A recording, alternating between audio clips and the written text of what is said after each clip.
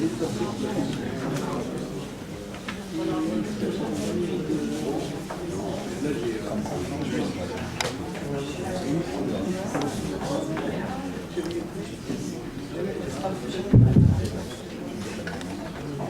bonjour à tous, bonsoir plutôt.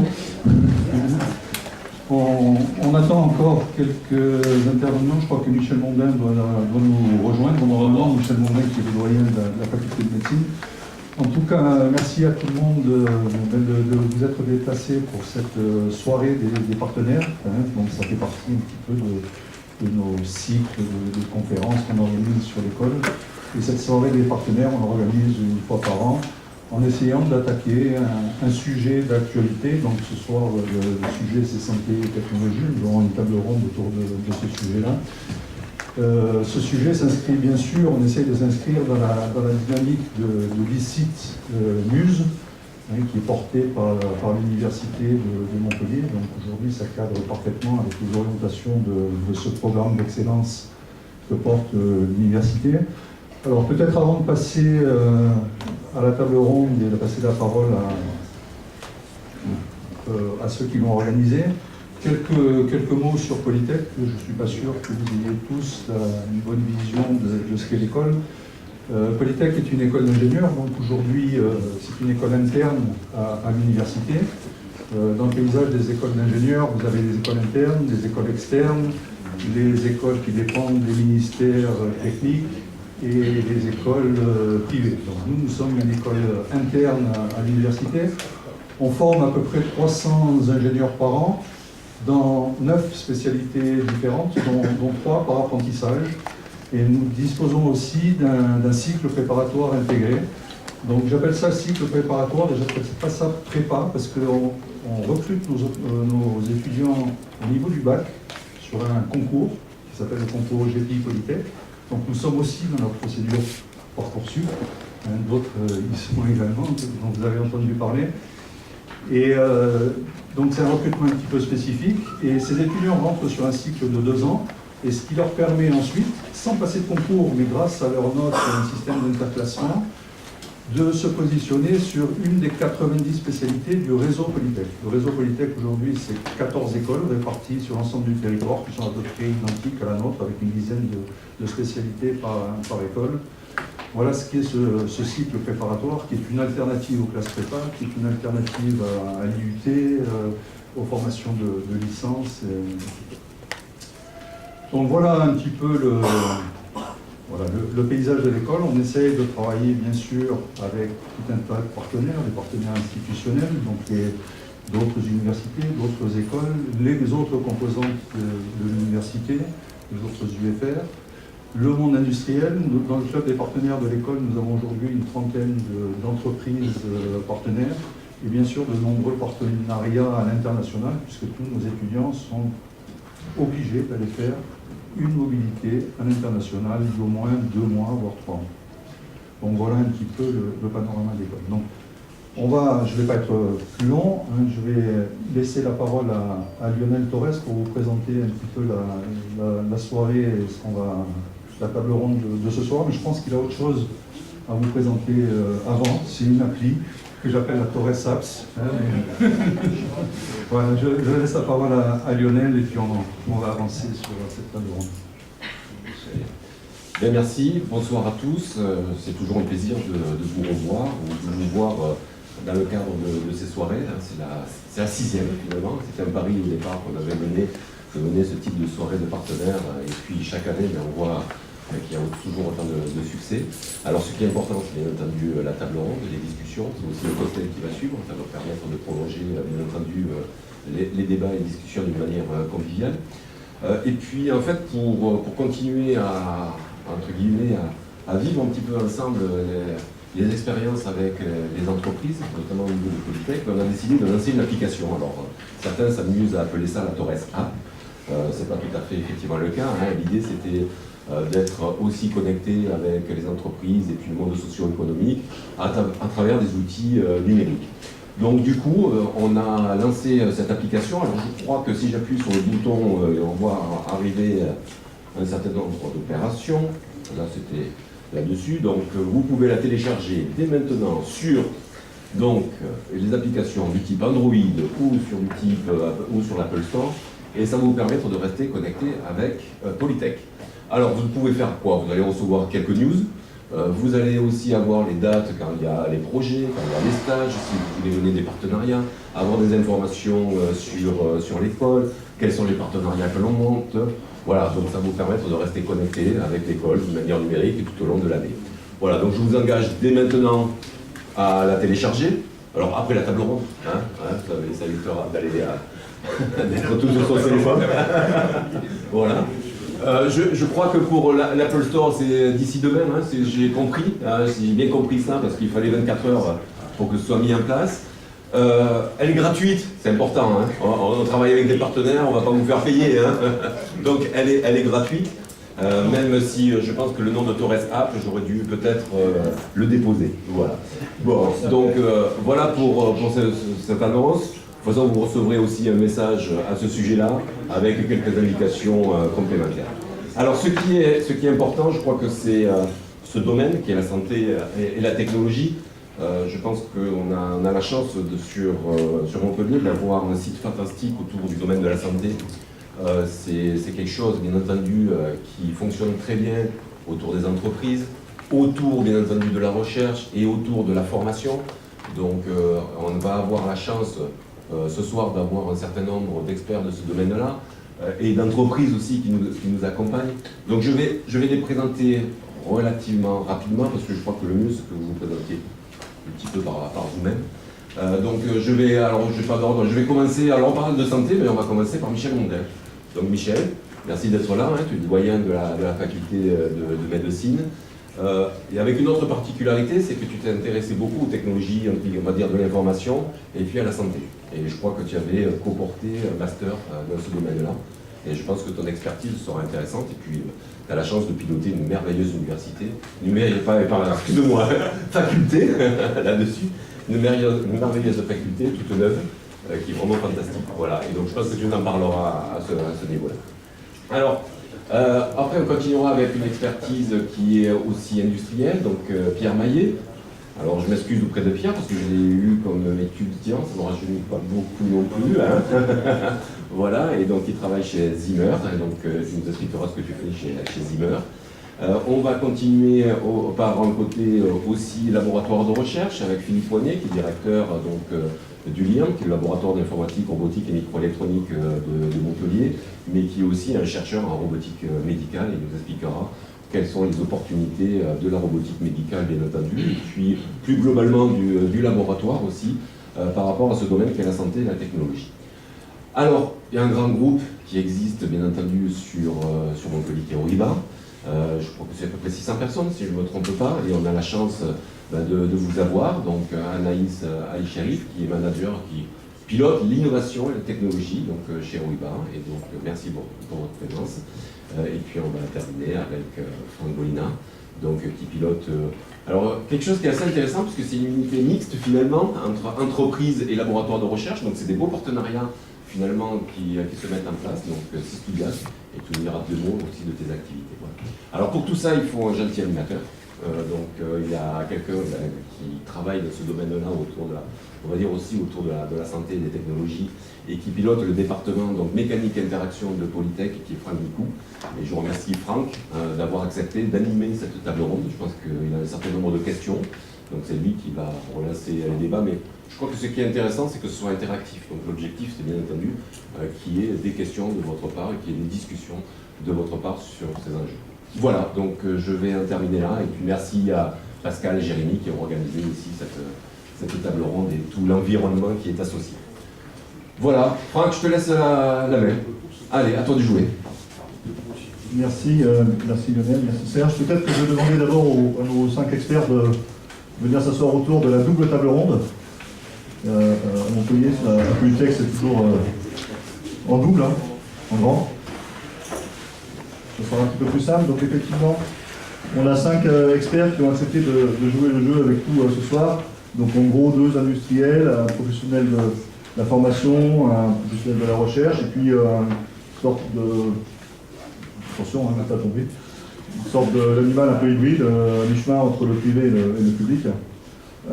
Donc, je pense que le plus simple, effectivement, c'est de vous laisser d'abord quelques minutes pour vous présenter un petit peu votre institution, et évidemment, de Rodin. Donc, je vais demander à Anaïs de commencer.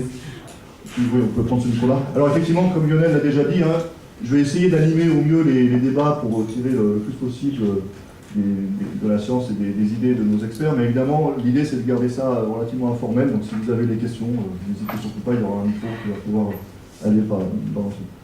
Donc, Anaïs.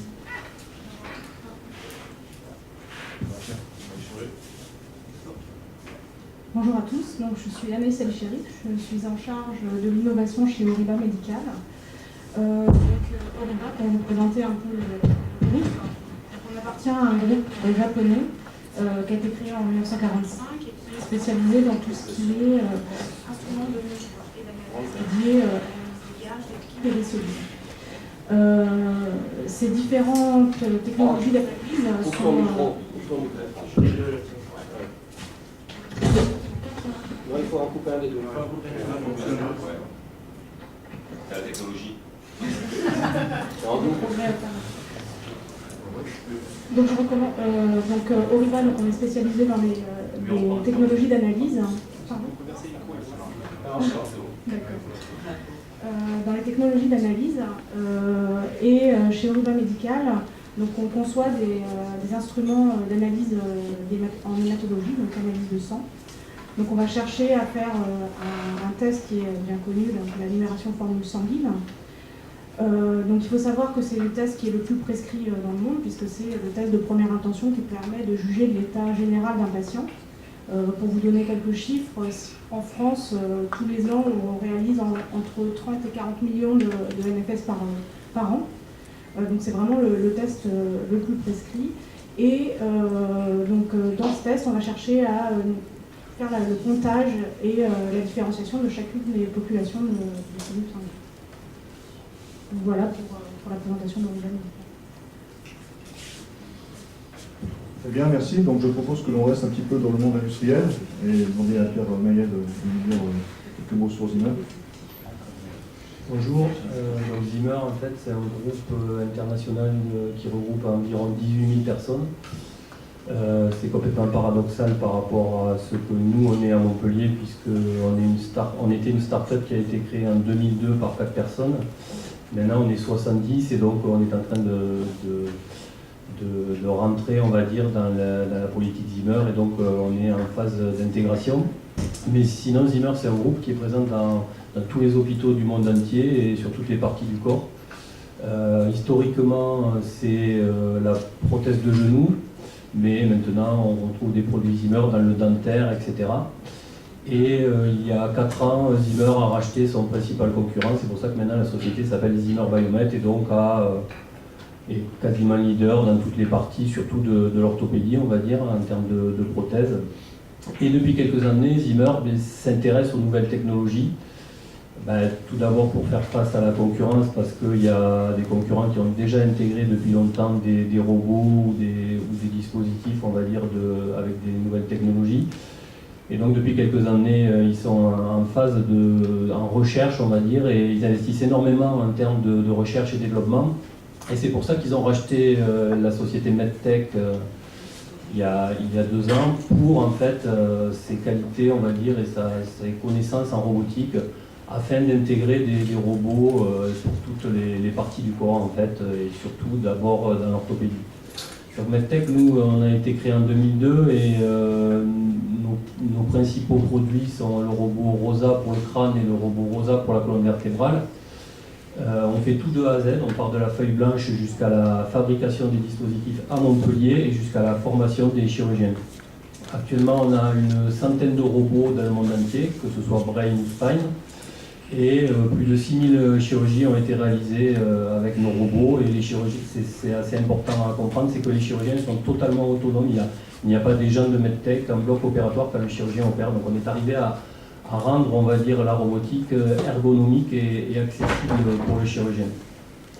Voilà, et donc après, je pense qu'à travers les questions, on pourra développer un peu plus sur ce qui font les enjeux de notre métier. En fait. Bien, merci beaucoup. Donc on va se diriger un petit peu plus vers la partie publique des activités. Donc, alors bon, nous on est un petit peu entre les deux, donc c'est l'interface. Donc pour ce qui nous concerne, SysDiag c'est un laboratoire mixte, donc une UMR pour ceux qui sont académiques, ou un laboratoire mixte pour les industriels, peu importe, qui regroupe deux partenaires, le CNRS et une entreprise privée. Historiquement, pour ceux qui connaissent, avant il y avait 6, un Diag. C'était la même chose, le même principe, une unité mixte avec Biorad, entre CNRS et Biorad, pendant une dizaine d'années, où on a développé un grand nombre de tests diagnostiques, prions, HIV, HBV, etc., chikungunya et bien d'autres choses, basées sur des technologies très biotech. Et puis, en avançant un petit peu sur nos travaux, on développe maintenant des choses beaucoup plus à l'interface pour sortir justement les biotech du laboratoire et les ramener près de la population ou d'utilisation facile, parce que c'est ça en ce moment les enjeux. On sent bien qu'il y a des transformations en ce moment aujourd'hui dans nos secteurs de santé en termes d'utilisateurs, de prescripteurs, etc. On en parlera peut-être plus tard. Et donc du coup, on a créé un nouveau laboratoire avec un nouveau groupe, un groupe français cette fois qui s'appelle Alsan, et qui a créé un certain nombre de filiales pour travailler avec nous en biotech, même si ce n'était pas son métier d'origine. Et donc nos activités aujourd'hui sont centrées sur les tests difficiles, comme par exemple les tests diagnostiques en psychiatrie, où on sort les premiers tests de dépression-suicide à partir de prise de sang, risque de suicide et suivi de dépression à partir de prise de sang, ou toutes les conséquences d'effets secondaires des médicaments en psychiatrie. Il n'y a rien aujourd'hui pour tester ça. Voilà un certain nombre de choses de ce type, mais aussi on développe des technologies, c'est un peu des choses qui se rapprochent du sujet d'aujourd'hui, des technologies un petit peu de rupture, où par exemple on a inventé, ça fait une dizaine d'années qu'on travaille dessus, mais très récemment, c'est la partie visible qui sort maintenant, on a inventé des systèmes on va appeler ça de micro-robotique 100% biologique, c'est-à-dire qu'on a inventé un moyen de faire, au lieu du software ou du hardware, mais de faire du bioware, c'est-à-dire calculer à partir et programmer à partir essentiellement de biologie, 100% biologie, donc pas d'énergie électrique, etc., mais programmable de la même manière qu'un circuit intégré ou qu'un... Et avec ça, on fait des machines de taille micrométrique, même quelquefois plus petites, puisqu'on se rapproche de la taille, on est au-dessus de la taille moléculaire, parce que c'est plurimoléculaire, enfin on va dire que ce sont des cellules ou des vésicules. Et avec ces machines qu'on contrôle complètement, eh bien, on va faire des choses dans des endroits soit très petits, soit dans le bio, soit biodégradables, selon les besoins, et avec des applications, donc avec une société qui vend ça, qui s'appelle Skillcell, donc avec des applications en santé, en environnement, ou des applications grand public. Voilà. On en parlera peut-être un peu plus tard. Alors évidemment, il y a des enjeux, et technologiques, mais aussi de pratique unique, pratique d'utilisateurs, de clients, voilà, qui renverse un petit peu les dogmes qui existaient, et je pense que ça va être un des sujets du débat, parce que quand il y a de l'innovation, il y a des changements de pratique, et je crois que c'est aussi important que les innovations elles-mêmes. Okay, merci beaucoup Franck. Donc on peut aller un petit peu plus sur le versant recherche, non industriel, un but non lucratif. C'est ça, j'avais appelé.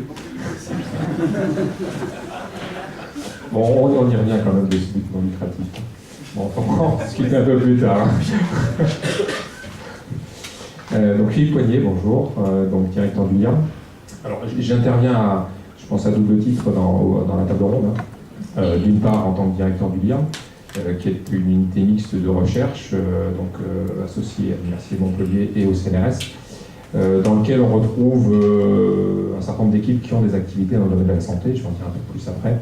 Et puis, à titre personnel, en tant que chercheur, comme l'a précisé Lionel tout à l'heure, j'ai effectivement des activités de recherche dans le domaine de la robotique médicale, en robotique chirurgicale plus précisément, bon, qui rejoignent un peu des activités qu'a présentées Pierre Magnet tout à l'heure, qui a fait sa thèse d'ailleurs au LIRM sous ma co-direction il y a déjà quelques années maintenant. Voilà, alors le LIRM, pour ceux qui ne le connaissent pas, c'est une unité d'environ 450 personnes, 180 chercheurs, enseignants-chercheurs, 150 doctorants, répartis en 22 équipes, 3 départements disciplinaires, comme le nom l'indique, hein, c'est l'informatique, la robotique, la microélectronique, et dans chacun de ces départements, on y développe des activités de recherche et de l'innovation en lien avec les domaines de la santé. Alors quand on dit domaine de la santé, du fait qu'on soit un laboratoire assez important en termes de nombre de personnes sur à la fois sur la place montpelliéraine, mais également au niveau national ou international. Les thèmes qui y sont abordés sont extrêmement larges. Hein. Bon, j'ai un peu évoqué la partie robotique chirurgicale, mais on travaille également dans le domaine des neuroprothèses, pour faire de la stimulation du système neuromusculaire humain, pour pallier un certain nombre de déficiences sensorimotrices. On travaille dans le domaine du big data, l'analyse de données pour surveiller le parcours de soins, optimiser le parcours de soins par exemple. Quelques années, il y a eu un travail qui a été fait avec Oriba sur la détection de cellules rares aussi dans le sang pour détecter des amas de cellules précurseurs de certains cancers. On travaille également, vous avez peut-être entendu parler cette semaine de l'inauguration de HUT, donc qui est une maison connectée ou un appartement connecté, équipé de nombreux capteurs pour regarder un petit peu comment les personnes qui évoluent dans un appartement ou dans un lieu fermé se comportent et voir leur pratique quotidienne.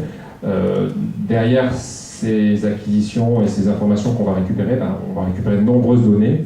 Et il va falloir analyser ces données-là. Donc ça nécessite des techniques de fouille de données. On est effectivement à cheval sur les problématiques de santé, de bien-être, de mieux vivre, en lien avec les sciences et technologies de l'information. On travaille également sur de l'intelligence artificielle. Donc ça c'est un des grands thèmes actuels. Hein, et parmi les applications récentes dans le domaine de la santé, on a par exemple la reconnaissance de texte sur des comptes rendus médicaux liés à des prises d'imagerie médicale et essayer de détecter effectivement des erreurs dans ces comptes rendus médicaux. Un certain nombre de résultats montrent qu'on peut arriver jusqu'à 10% d'erreurs actuelles qui sont contenues dans ces comptes rendus. Et donc une analyse un petit peu méthodique, sémantique de ces comptes rendus peut être faite de façon optimisée avec des algorithmes d'intelligence artificielle et donc limiter ce pourcentage d'erreurs. Donc ça fait partie aussi des technologies et des outils que l'on produit au niveau du laboratoire. Toujours dans le domaine alors on est à cheval sur le big data et puis tout ce qui est algorithme computationnel. On a également des activités dans le domaine de la bioinformatique. Et donc dans ce domaine-là, vous avez peut-être entendu parler du 10e gène du VIH qui a été découvert récemment. C'est une des équipes du laboratoire qui l'a mis en évidence au travers de leur analyse de génome et de transcriptome. Voilà, donc c'est un spectre très large qui couvre, qui va de la conception d'instruments, de dispositifs médicaux au développement d'algorithmes dans le domaine du big data, de l'intelligence artificielle ou de l'algorithmique computationnelle. Voilà, je vais m'arrêter là. Juste pour fixer un petit peu les idées, combien de personnes en gros au lien que tu pourrais rattacher à des activités en lien avec la santé? J'ai un tiers des chercheurs. Un tiers de? J'avais 220. Ok, merci beaucoup Philippe. Donc évidemment, toutes ces technologies ont vocation à être utilisées par des médecins qui pourraient bien informer de manière ou d'une autre. Donc Michel Moulin, peut-être quelques mots sur la faculté de médecine. Oui, donc la faculté de médecine Montpellier-Nîmes, qui comporte 3 sites. Hein. Le site qu'on appelle le campus santé Arnaud Villeneuve, qui est juste à côté du CHU Arnaud Villeneuve, la Péronie au nord, qui a sur le même site donc l'Institut de génétique fonctionnelle, humaine, l'Institut de recherche clinique, et puis le plaisir de recevoir donc de travailler avec les équipes de Philippe Dulirme dans des projets de recherche translationnelle, en particulier avec de jeunes chirurgiens qui vont pouvoir développer des outils novateurs en utilisant des ressources de la faculté. Et qu'est-ce qu'il y a par exemple, pour vous donner, on a au sein de la faculté un laboratoire d'anatomie. Quand vous faites de la robotique, vous pouvez faire de très belles simulations 3D à un moment donné, voir l'application directement sur des cadavres vous permet de régler un certain nombre de petits points de détail intéressants.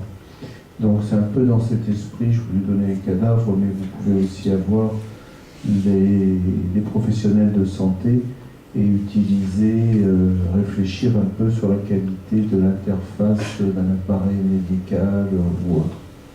Mais un deuxième site qui est sur le site nîmois, qui je pense que le CHU de Nîmes, puis un troisième qui vous intéresse un peu moins, sauf pour les événementiels, qui est le bâtiment historique au centre-ville, mais quand même qui amène juste dans la discussion, même si ça peut paraître totalement hétéroclite, la notion de 8 siècles de formation médicale avec un certain nombre de valeurs humanistes et qui sont jamais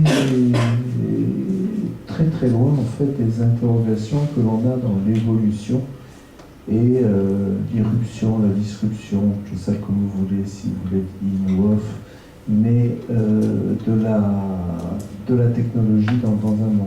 Le deuxième point que je voulais dire, c'est que les facultés de médecine évoluent vers des concepts de facultés de santé. Et on demande déjà à l'intérieur de l'établissement un département de maïotique pour les sages-femmes, pour les orthophonistes, pour les orthoptistes, et on s'occupe de l'universitarisation de l'ensemble des infirmières. Alors c'est vrai qu'on est sur l'université et une faculté ici, mais c'est 13 instituts de formation de soins infirmiers répartis sur le territoire de l'Occitanie-Est pour répondre aux besoins des 2,9 millions de la population de l'Occitanie-Est.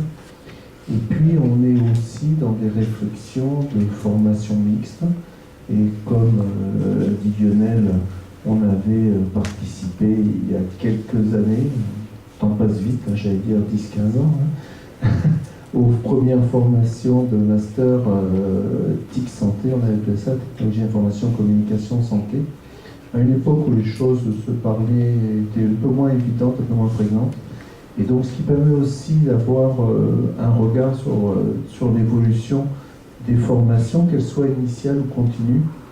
Là aussi on peut reparler. Le dernier point que je voulais préciser, c'est en dehors des valeurs humanistes. Si j'avais un seul message à faire passer, c'est que souvent il y a la collusion de l'utilisation de deux termes qui sont proches, qui séparent un certain nombre de champs communs, qui sont le terme de la santé, qui sont le terme du soin. Et les facultés de médecine, qu'elles soient sur des campus santé ou quelles qu'elles soient, forment avant tout des professionnels du soin.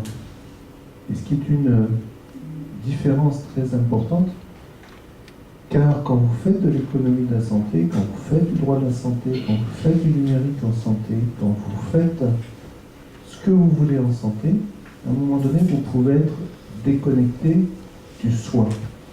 Et on a bien parlé dans l'option du numérique, de la gestion, on a entendu du bien-être, tout ça sont des concepts qui peuvent participer, si vous voulez, à la santé, qui sont l'état de santé d'une population, qui est aussi important que votre état moral, que le respect de votre veille des cycles de sommeil, qui est aussi important que votre protection vis-à-vis des environnements nocifs qui modifient votre génome ou autre. Tout ça, c'est de la santé. C'est aussi du médico-économique, c'est la façon dont on vit, c'est les bâtiments, tout ça, c'est de la santé. Et le soin est quelque chose de différent. Et si j'avais une première notion à essayer de faire passer, c'est vraiment de séparer les deux, parce que souvent dans les discours, il y a un raccourci très facile qui est fait et qui pollue les réflexions. Voilà pour 2-3 premières remarques. Merci beaucoup pour ce premier tour d'horizon de toutes vos institutions et vos travaux. Est-ce qu'il y a déjà des questions par hasard dans la salle? Est-ce que quelqu'un a envie de commencer? Je me dis que non. Vous devez bien poser la question quand même. Très bien. Donc on a donc des professionnels de la recherche, de la formation, et puis des représentants du monde industriel. Alors, donc, le titre de la table ronde, c'est Technologie, santé et innovation, au cœur de l'innovation. Voilà. Donc d'un point de vue industriel, l'innovation, elle est nécessairement pilotée par le marché qui évolue, qui mute à telle ou telle période de son développement. Donc peut-être quelques mots Je voudrais avoir la vision des industriels sur leur marché. Est-ce que c'est un marché en pleine évolution, un marché qui est bien maîtrisé, auquel cas l'innovation sert à quoi? Peut-être Anaïs, quelques mots là-dessus. Je vais revenir un peu sur le domaine médical, qui est le diagnostic in vitro, dans lequel on a l'hématologie. Donc depuis un certain nombre d'années, on assiste à une évolution de ce marché, avec une bipolarisation en fait des analyses. En fait, on assiste à un regroupement des laboratoires. Donc jusqu'à maintenant, on avait des laboratoires qui étaient disséminés un peu sur tout le territoire et qui pouvaient traiter des analyses, de la centaine d'analyses par jour à quelques milliers. Et on assiste depuis une dizaine d'années à une disparition complète de ces laboratoires, de ces petits laboratoires, qui vont migrer vers des regroupements, en fait, une centralisation vraiment de ces laboratoires. Et on a maintenant des plateformes de diagnostic in vitro qui vont gérer plusieurs milliers de tubes par jour. Et donc, pour un industriel comme Oriba, ça a nécessité de repenser notre gamme pour pouvoir adresser ce type de laboratoire. Et une machine qui va gérer quelques dizaines ou centaines de tubes par jour, c'est pas du tout la même chose qu'une machine qui va gérer 1000 voire 5000 tubes par jour. Donc on a dû repenser cette gamme et faire entrer de l'automatisation comme nouvelle technologie dans nos pratiques. On a dû créer des machines qui sont capables de s'interfacer entre elles, d'être connectées entre elles, de pouvoir gérer de façon intelligente des tubes qu'elle va recevoir pour pouvoir avoir un débit d'analyse qui est très fort. Donc en parallèle de ça, c'était un modèle qui s'est dessiné ces dernières années. Et le pendant de cette centralisation, c'est qu'on assiste maintenant à des besoins relativement importants de décentralisation. C'est un peu le chemin inverse. Je ne sais pas si vous avez entendu il y a quelques jours des communications du ministère de la Santé qui souhaitent remettre en place des hôpitaux de proximité, des choses comme ça, qui ont complètement disparu, et donc les laboratoires associés ont aussi disparu. Donc le pendant de cette centralisation, c'est qu'on a un besoin qui se crée au niveau clinique de pouvoir réaliser des analyses au plus près des patients, et donc on a le point of care, donc c'est tout ce nouveau marché qui s'ouvre. Donc le point of care, on connaît bien sûr la glycémie, qui est le point of care autotest de prédilection. Mais on assiste aussi à un besoin de point of care, d'analyse décentralisée au niveau professionnel. C'est-à-dire que même dans un hôpital, il y a des réflexions sur les parcours de soins, et comment est-ce qu'on peut, en repensant les analyses qu'on fait et le point of care, comment est-ce qu'on peut apporter des solutions pour pouvoir aider les cliniciens dans leur prise en charge des patients. Donc ça, c'est un peu le pendant qui émerge depuis quelques années. Bien sûr, au niveau de l'innovation et de la technologie, ces deux marchés sont complètement extrêmes, ne vont pas demander, ne vont pas nécessiter les mêmes innovations. Pour revenir à ce que disait Franck Molina tout à l'heure, le point of care, c'est l'exemple type du marché sur lequel on est vraiment sur de l'usage. C'est-à-dire qu'on peut pas du tout, c'est pas du tout un marché sur lequel on peut être technologie push, c'est-à-dire qu'il faut vraiment comprendre l'usage qui est fait pour pouvoir mettre en face la technologie qui va être la plus efficace et la mieux acceptée par les cliniciens, ou en tout cas par les utilisateurs. Merci beaucoup. Donc peut-être un marché qui devient très très bimodal. J'imagine que c'est la même analyse qui est faite à l'Institut d'Agde. Est-ce que vous pouvez prolonger un petit peu? Alors c'est effectivement la même analyse, mais si on prolonge un tout petit peu, qu'est-ce qui est en train de se passer? Parce que ça, je pense que c'est une excellente description de ce qui se passe. Et qu'est-ce qui va se passer dans 10 ans, c'est-à-dire pour les choses qu'on est en train de développer. On parle d'innovation, donc effectivement, on ne se fait pas ici, c'est ceux qui nous regroupent ici n'étaient pas en cours d'innovation ou de développement. Et qu'est-ce qui va se passer? On ne va pas faire des prédictions comme ça, Madame Soleil, mais quand même, certes, c'est bimodal, mais on a vu aussi que c'était extrêmement dynamique. C'est-à-dire que cette bimodalité est arrivée très vite, elle a été un petit peu anticipée. Ce que ça fait aussi, c'est des pressions sur les coûts, évidemment. Parce que quand on regroupe les laboratoires, ils se regroupent aussi pour les achats. Et une des conséquences quand même majeures, c'est que les marges descendent pour les grands groupes. Alors moi, je travaille il n'y a pas très longtemps pour des grands groupes. Ça a quand même restructuré beaucoup l'innovation dans les grands groupes à cause de ça. Enfin, je ne sais pas, je dois être la même chose, je suppose, à Oriba. Mais c'est quand même impactant parce que ça veut dire qu'il y a un changement de la vision des coûts, des bénéfices, et c'est sur quoi moi je fais les bénéfices. Ça, c'est pour les industriels. Et ce qui est très intéressant, c'est qu'on pourrait se dire, bon, ben d'accord, nous, universitaires, CNRS, ça c'est notre partie de notre cerveau, ça ne nous concerne pas. Moi, je pense qu'au contraire, ça nous concerne complètement. Parce que ce qui risque de se passer, là je prends un peu les pincettes, c'est que ça continue encore plus fort et qu'on voit cette bimodalité se transformer en marché complètement distribué, avec des utilisateurs end-users, c'est-à-dire les patients. Je vais parler de patients, donc ça c'est clair. Aujourd'hui, les prescripteurs, les utilisateurs sont le personnel de santé, je vais mettre au sens large, les médecins et toute la sphère du personnel de santé autour. Aujourd'hui, on voit tout de suite se transformer, et de façon un peu incontrôlée, rapide, difficilement prédictible, même je le dirais comme ça, une nouvelle catégorie d'acheteurs et de prescripteurs, du coup les patients eux-mêmes, ou des associations de patients. Bon, voilà. Et donc là, on est en train d'assister à quelques pousses d'une peut-être future forêt ou pas, on ne sait pas. Le réglementaire va essayer de s'en emparer, ce sont des vrais sujets. Donc moi je travaille par ailleurs à l'Europe là, pour essayer de travailler sur les directives européennes, dispositifs médicaux, diagnostiques, etc. Et ce sont des interrogations, mais il y a beaucoup de cases aujourd'hui qui sont vides. Ça concerne aussi toutes les données de santé, on y reviendra, liées à tout ça. Et ce que ça veut dire, c'est qu'aujourd'hui c'est bimodal, je ne sais pas combien de temps ça va le rester. Moi ce que j'anticipe, c'est une conviction, parce que je ne dis pas plus que ça, c'est que ça ne va pas le rester longtemps. Et qu'on va se retrouver avec une pratique où il y aura toujours des grands centres de santé, parce que les analyses lourdes, chères, compliquées, de spécialistes vont rester nécessaires. Et là, la robotique va être importante pour faire tomber les coûts à cause des problèmes d'achat. Mais de l'autre côté, on va avoir aussi un besoin pour ces nouveaux centres de santé, je vais les appeler comme ça. Je ne sais pas, parce que je ne sais pas le statut qu'ils auront, mais enfin, je ne crois pas que ce soit des hôpitaux. Moi, ce que je vois, c'est plutôt des centres de santé avec du personnel, de pré-triage, etc. Et là, ils vont avoir besoin de choses rapides, pas chères, dynamiques, voire même avancées. On leur dira, faites votre test, si vous avez des signes, venez faire votre analyse, et là, ça va partir sur un centre d'analyse, etc. Et probablement, peut-être des choses de plus en plus connectées, alors au début doucement, parce que c'est compliqué à mettre en œuvre, mais de toute façon de plus en plus connectées, avec des centres de veille, de sentinelles, et des choses qui vont faire que on va avoir des fois des alertes alors que soi-même on n'aura pas fait de test. Et je finirai là-dessus pour pas être trop long, mais qu'est-ce qu'on fera comme test demain? Alors aujourd'hui ce sont des prélèvements. Est-ce qu'on fera toujours sur du prélèvement?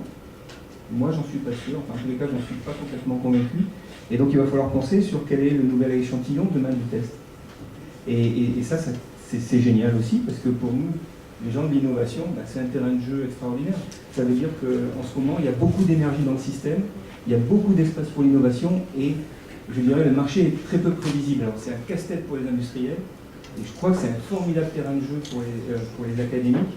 En tous les cas, moi je peux vous témoigner qu'aujourd'hui on n'est pas du tout gêné d'avoir une pensée académique pour aller faire des choses sur le patient en termes de produits, que ça s'enchaîne.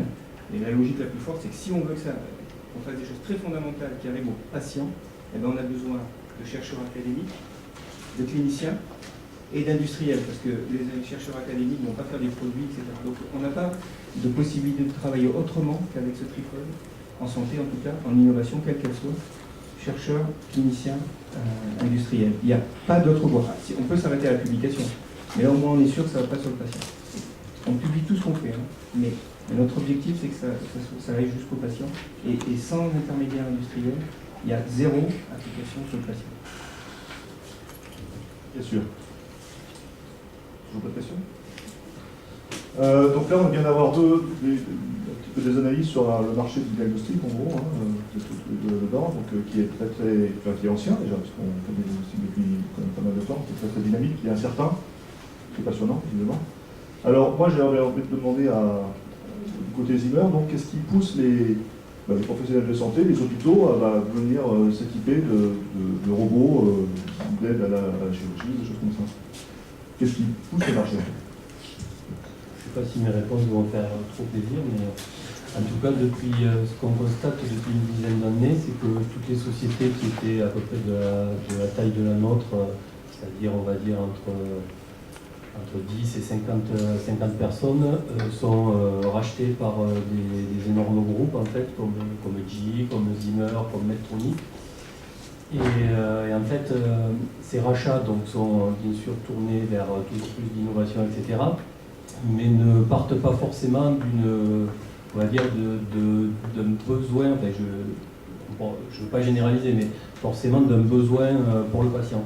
On constate aux États-Unis, en fait, et bon, Zimmer en est un bon exemple, qu'à partir du moment où il y a un robot, même si le robot est moins efficace que notre robot, les patients vont aller se faire opérer par l'hôpital où il y a le robot, et donc c'est devenu un outil marketing. Alors, il y a effectivement des robots très efficaces qui vont permettre de faire des chirurgies qu'on ne peut pas réaliser sans la robotique, mais il y a également des robots beaucoup moins intéressants qui sont rachetés rien que parce qu'ils permettent d'attirer des patients. Et un robot qu'on connaissait il y a une quinzaine d'années avec Philippe est maintenant racheté, alors que tout le monde avait convenu que ce robot-là était mal accepté par les chirurgiens parce que le robot était autonome, le chirurgien n'était pas forcément dans la boucle, le robot était invasif, etc. Et maintenant, ce robot, il y a des gens qui l'ont ressorti parce qu'ils savent que de toute façon, ils vont arriver à le vendre, ne serait-ce que pour un outil marketing. Et chose encore plus grave, c'est que souvent, ces robots-là sont présents dans des hôpitaux, mais ne sont pas forcément utilisés par les chirurgiens. C'est vraiment uniquement pour l'image de marque. Et un exemple, c'est l'exemple de Zimmer. Zimmer, en fait, s'est aperçu, alors que, je ne suis pas chirurgien, mais les prothèses Zimmer pour le genou, en tout cas, sont reconnues par tous les chirurgiens pour être vraiment les meilleures, a priori. Et il s'avère qu'un des concurrents de Zimmer a acheté un robot acheté une société qui faisait de la robotique et qui était un de nos concurrents, il y a 5 ans, et ils se sont aperçus que chaque année, ils perdaient presque 1 à 2% de part de marché sur les ventes de prothèses, rien que parce que les hôpitaux aux États-Unis voulaient acheter ce robot, et du coup, ils achetaient le robot, et en contrepartie, ils devaient poser les prothèses de la concurrence. 1 ou 2% sur des ventes de prothèses, ça représente 200, 300, 400 ou 500 millions de dollars. Donc on comprend que les enjeux sont vraiment très importants. Et d'ailleurs, c'est pour ça que Zimmer nous a racheté à nous, c'est pour très rapidement mettre un produit sur le marché pour poser les prothèses de Zimmer. Et ce qui est complètement paradoxal, c'est que Zimmer nous avait acheté en 2006 des brevets d'un premier robot qu'on avait fait pour le genou. Ils ont acheté pour pas que la concurrence l'ait, parce qu'ils ne croyaient pas du tout à la robotique à l'époque, et donc ce robot a fini dans un placard, et maintenant Zimmer se retrouve avec 5 ou 6 ans de retard sur la concurrence, alors qu'il devrait avoir 10 ou 15 ans d'avance. Et je voulais également dire, parce que c'est vrai qu'on reproche souvent aux petites sociétés françaises de tomber, on va dire, dans les mains de grands groupes américains, mais quand vous voyez des énormes structures qui vont devenir vos concurrents alors que vous êtes 50 et que vous êtes face à un grand groupe de 18 000 personnes, au bout d'un moment, on est obligé de sauter on ne peut pas continuer, on ne peut pas rivaliser avec ces grands groupes. Et du coup, ça explique certains choix qui sont faits, qui ne sont pas forcément logiques, mais qui malheureusement permettent aux sociétés de continuer. Et je pense que nous, on est un bon exemple, parce que Zimmer, même si ça fait que 2 ans qu'ils nous ont racheté, nous montre vraiment l'intérêt qu'ils portent sur le site de Montpellier, puisqu'ils sont en train de faire l'acquisition de locaux colossaux. Ils comptent doubler nos effectifs en termes d'études et de recherche, et ils veulent vraiment faire de Montpellier le centre d'excellence en robotique pour l'ensemble du groupe Zimmer. Donc je pense que ça va créer énormément d'emplois, ça va créer énormément de synergie avec les laboratoires et les sociétés de Montpellier. Donc au final, je pense que c'est quand même une belle histoire, mais c'est vrai que c'est pas toujours facile à comprendre vu de l'extérieur. Voilà. Juste pour nous rassurer, c'est pas que pour le marketing que les hôpitaux achètent il y a aussi un vrai intérêt pour le patient. Je vous félicite pour votre honnêteté. Je vous félicite pour votre honnêteté. Il faut savoir que dans 90% des utilisations de robots, le service rendu n'est pas démontré. Non, mais il faut parler franchement. Seul intérêt d'un robot, il est d'avoir une rotation à 360 degrés et d'aller dans les trous. Et vous n'avez pas 100% des actes qui se font à 360 degrés dans les trous. Donc chaque fois que vous n'êtes pas à 360 degrés dans les trous, eh bien, vous n'avez pas de ce qu'on appelle de bénéfice. Si vous n'avez pas un bénéfice, par contre, vous, monsieur, pour votre prostate, vous, madame, pour votre thyroïde, c'est 2500 € de plus de consommables. Sans compter que quand votre hôpital, votre CHU achète ce matériel et que vous avez un amortissement qui est de 1,5 million sur 5 ans, c'est tout le monde ici qui le paye via ses impôts.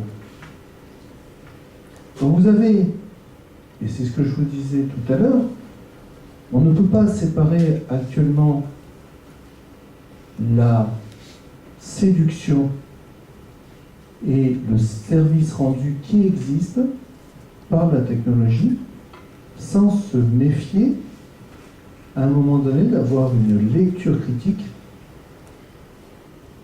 de ce que l'on fait, du coût pour la collectivité, pour vous, pour moi, pour tous. Et donc, il n'est pas question d'être rabat-joie, il est question à un moment donné d'encadrer les choses par des études, par des appréciations cliniques, par des appréciations médico-économiques, celles-ci étant différentes dans les environnements dans lesquels on travaille, puisqu'on n'a pas les mêmes règles de remboursement aux États-Unis que vous avez en France, que vous avez en Allemagne. Ce ne sont pas les mêmes circuits financiers. Vous avez des éléments à assureurs prioritaires. On est en France dans un système de répartition avec des complémentaires de mutuelles. On est dans des systèmes radicalement différents. Donc, il faut avoir un peu cette vision globale. Moi, je vous félicite pour votre honnêteté. Un panorama très simple. Un robot est acheté au niveau du CHU de Montpellier. Étudiez le delta, le temps qu'il a fallu pour qu'il s'achète à l'Institut du cancer de Montpellier. Et calculez le delta qu'il a fallu à un moment donné, la même chose à Nîmes, concernant le groupe privé et le groupe public. Regardez, vous voyez ça dans toute la France. C'est impressionnant. Impressionnant. Donc vraiment, je vous félicite pour votre honnêteté. Alors maintenant, quand même, il faut positiver. Sur l'aspect chirurgical. Sur l'aspect chirurgical, il y a en effet les 10%.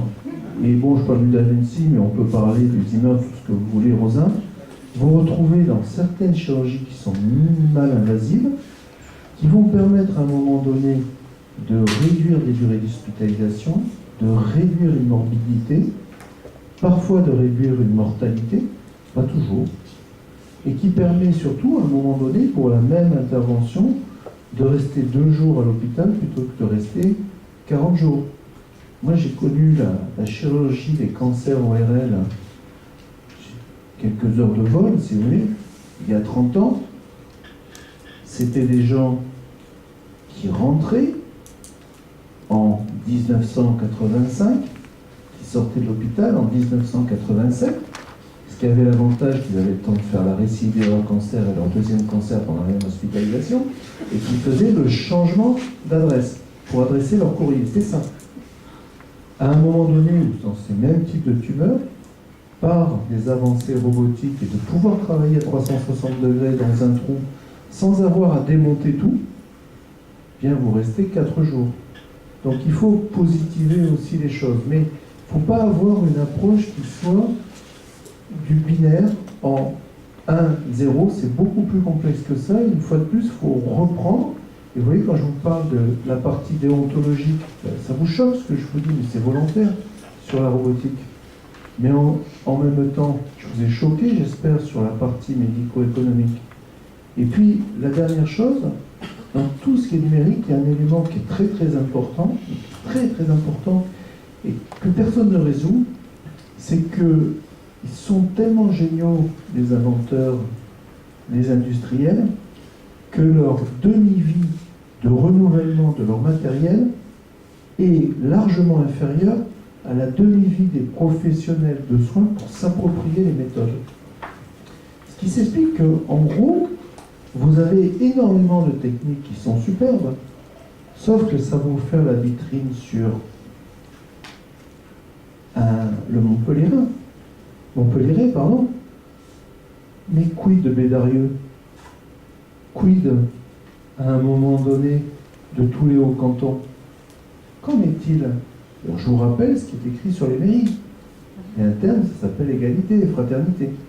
Donc là aussi, vous voyez que très rapidement, quand on va discuter dans toutes les phases, on arrive très rapidement à la partie déontologique, sans compter, comme vous l'avez dit, il faut voir l'efficacité chez les patients.